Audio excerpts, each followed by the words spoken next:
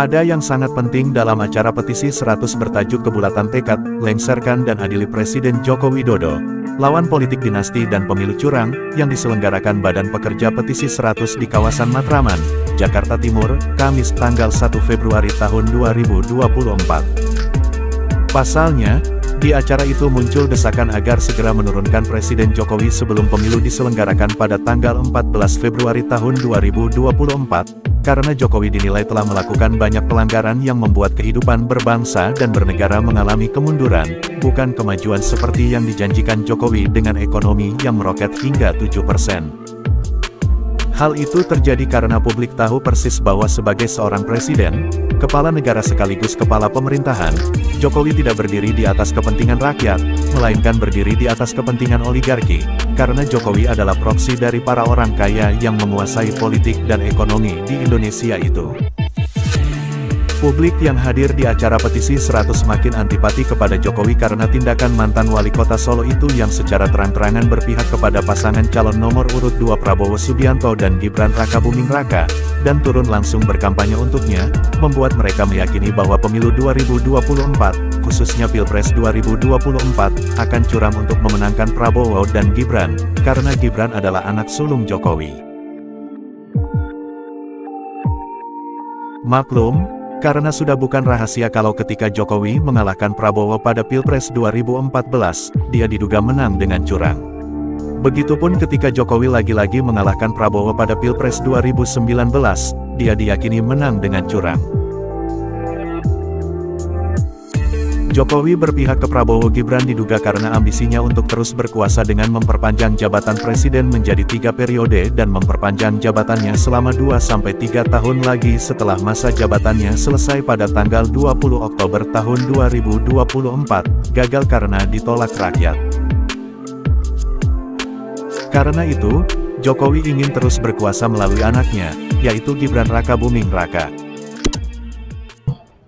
Kami dari petisi 100 bersama elemen-elemen perjuangan rakyat ini akan membacakan pernyataan sikap dan kebulatan tekad yang intinya ada 5 tuntutan. Nah, sebelumnya saya bacakan latar belakang, lalu nanti diakhiri dengan 5 tuntutan. Bismillahirrahmanirrahim.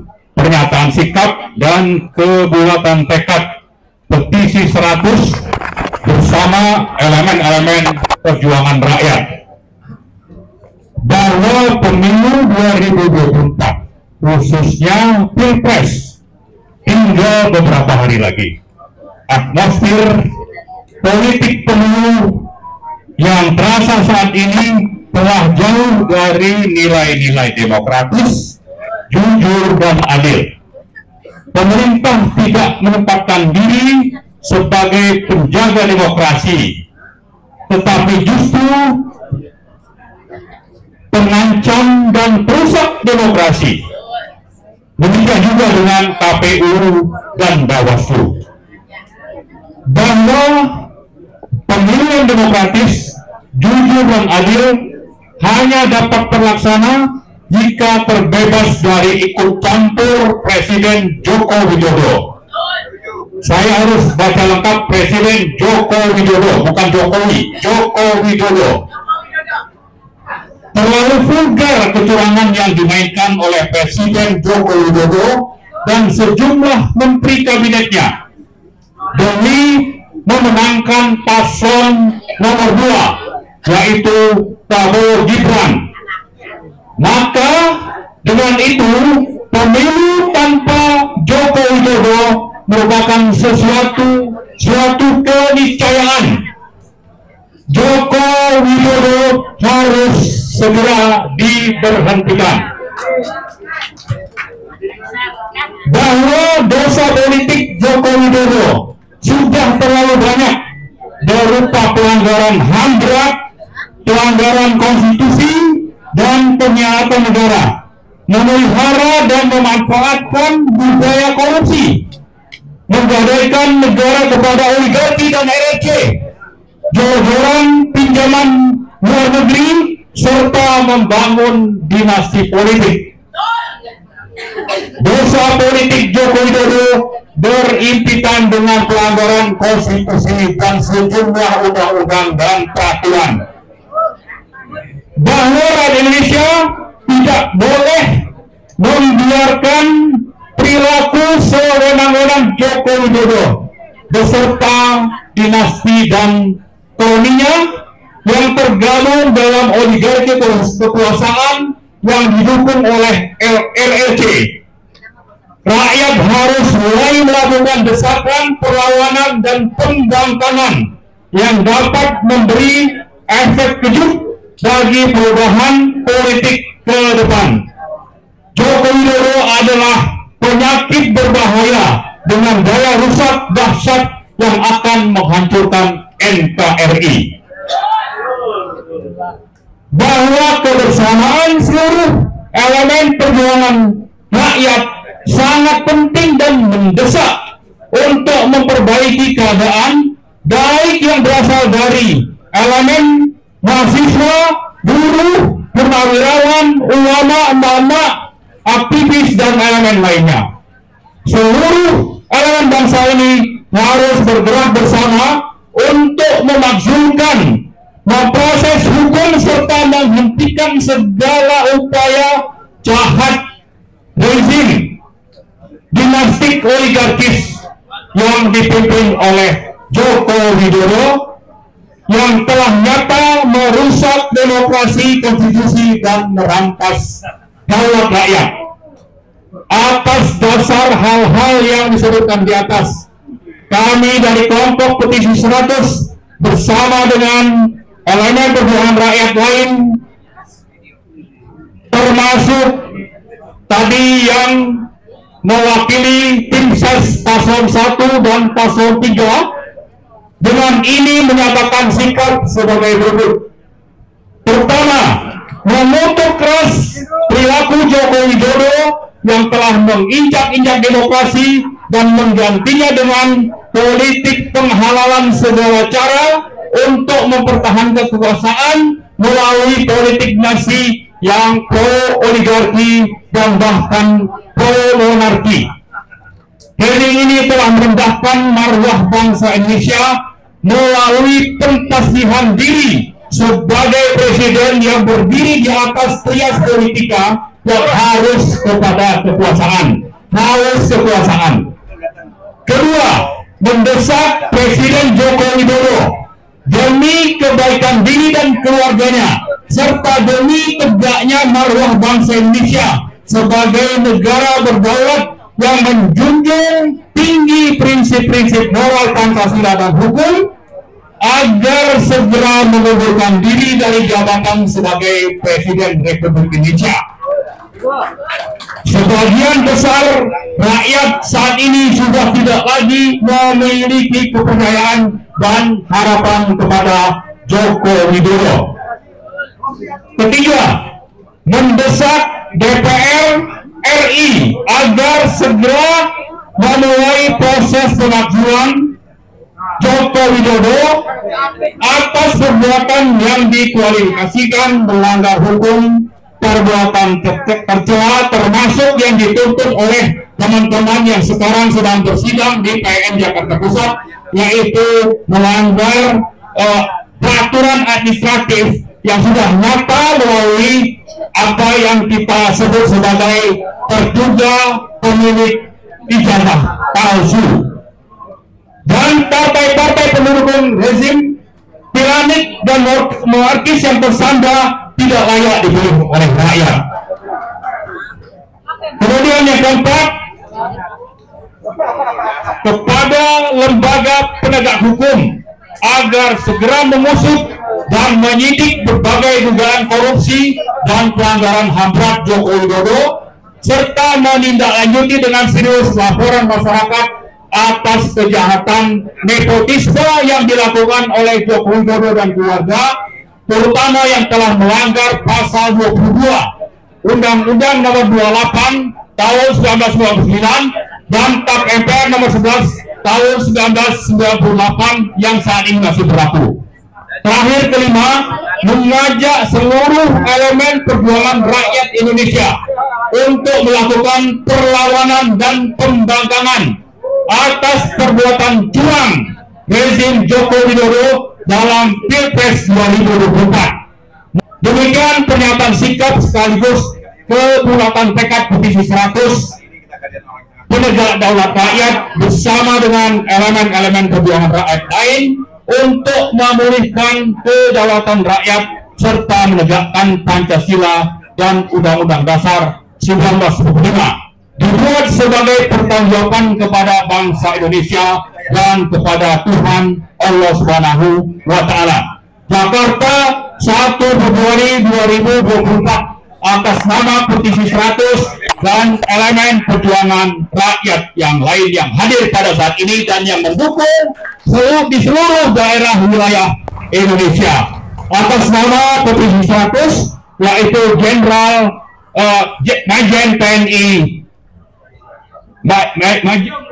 Majen TNI Sunarko, Marwan Batubara, Antoni Budiawan, Rizal Fadilah, dan Syafil Sofyan MM. Demikian, Assalamualaikum warahmatullahi wabarakatuh. Allahu Akbar. Merdeka. Kita menyelenggarakan ini untuk menyatakan kebulatan tekad, karena selama ini baru Petisi 100 dengan pendukungnya, tapi ternyata kita lihat sekarang banyak sekali yang di luar Petisi 100, baik itu kelompok maupun komunitas maupun ormas yang ingin bergabung bersama dengan satu visi, yaitu ingin menyelamatkan Indonesia dari kehancuran demokrasi yang dibuat oleh Presiden Joko Widodo dan keluarganya.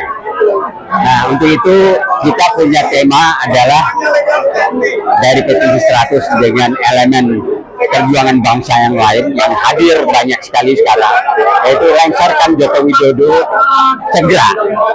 Rakyat sudah siap melawan politik dinasti dan juga pemilu curang. Jadi itu tadi kita juga di luar dugaan, yang hadir itu kebanyakan adalah para tokoh-tokoh yang mempunyai barisan, dan itu mereka melaporkan kepada kita, padahal kita mengundang cuma terbatas, ya. Tapi meminta mereka hadir. Ada yang membawa 5 orang kepengurusan mereka lengkap, ada yang membawa 10 orang. Jadi itu artinya adalah bahwa denyut nadi masyarakat yang sama visinya dengan Petisi 100, bahwa kalau dibiarkan Joko Widodo menghancurkan demokrasi melalui nafsu kekuasaannya untuk tetap memerintah melalui partai yang disandra dan juga tetap memerintah melalui anaknya, itu berbahaya. Dan ternyata semua punya keinginan yang sama. Jadi tadi juga ada beberapa tokoh yang kita munculkan untuk berbicara, dan semua tokoh itu senada dan seirama dengan apa yang disampaikan oleh Petisi 100 yang selama 9 bulan telah berjuang menyampaikan aspirasi, baik itu melalui MPR, DPR, DPD, dan kita memaklumi sebenarnya bahwa mereka tidak berdaya dalam keadaan yang disandra, tapi percayalah bahwa rakyat akan bergerak. Nah, dari usulan tadi ya, kita juga tidak ada rancangan, ya.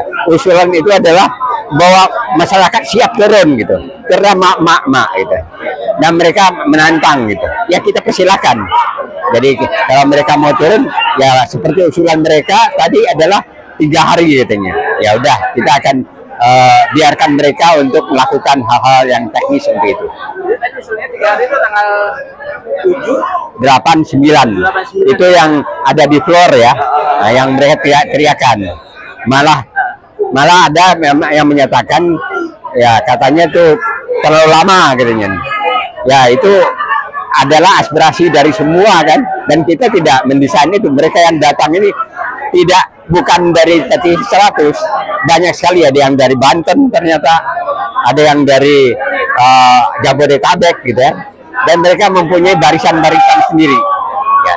Saya kira itu yang kita bangga, bahwa ternyata apa yang menjadi misi dari petisi 100 untuk menyelamatkan Indonesia, untuk tegaknya demokrasi dan kembali kedaulatan rakyat ini benar-benar merupakan denyut nadi dari rakyat Indonesia.